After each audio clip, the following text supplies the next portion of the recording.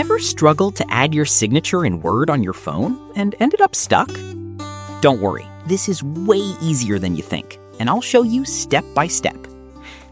First things first, make sure you already have a picture of your signature saved on your phone. Ideally, it should have a white background so it looks clean in your document. Now open your Word document and place your cursor exactly where you want the signature to appear. Next, go to the Insert tab. From there, tap on Pictures, then choose Photos, and pick your signature image.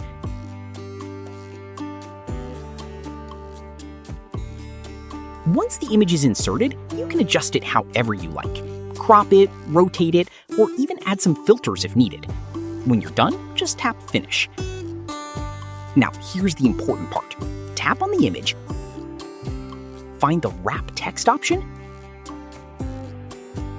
and select Behind Text.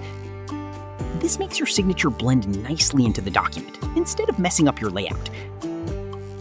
After that, just resize and position your signature until it looks perfect. And that's it. Your signature is now neatly added to your document right from your phone. See? Super simple, right? Now you can sign documents anytime, anywhere without needing a laptop.